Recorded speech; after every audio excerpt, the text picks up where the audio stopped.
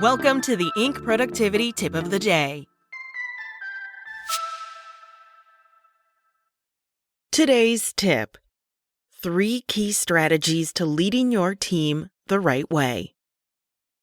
When it comes to strategy execution, leaders make one of 2 mistakes. They are either too high level or stuck in the weeds, but the result is the same: a failure to provide the necessary leadership to the teams and individuals who are responsible for implementation. Depending on which studies you look at, somewhere between 67 and 90% of strategies fail to deliver because of execution. While strategy and execution are inextricably linked, they are fundamentally different in how they show up in organizations. It's easy to fall into the trap of believing that as long as the strategy is clear, people will know what to do so that the execution follows. If leaders are going to successfully drive the execution of their company's strategy, they need to strike the right balance between defining the work to be done and providing the boundaries for how it will be done. Done well, this allows leaders to remain involved strategically and establish clear performance expectations without micromanaging or getting lost in the details.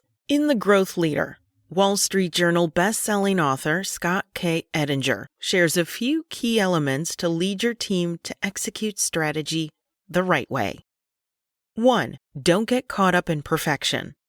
When working to improve performance or build capabilities, iteration is the name of the game. Low standards notwithstanding, leaders can't get caught up in perfection, or more likely allow it to happen on their teams. So many projects are delayed or never completed because of the pursuit of perfection. Take a page from the software development playbook and remember that there's always a chance for the next version. Determining the acceptable level of improvement allows leaders to push forward with completing important projects. Then they can consider what's next and what resources are needed, instead of getting caught in a cycle of projects that never cross the finish line. 2. Don't let operational issues take up all your time.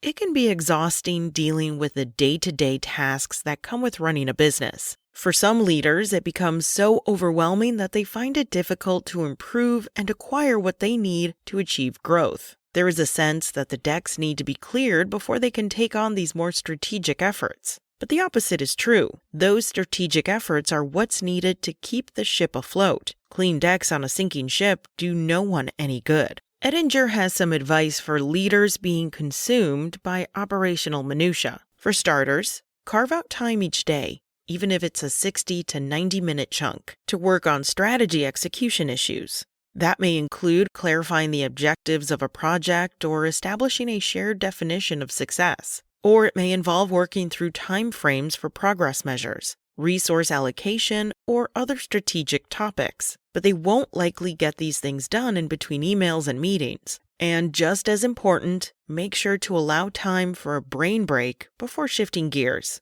It's hard to be innovative when your mind is still centered on the practical. 3. Trust your team to do the work you hired them to do.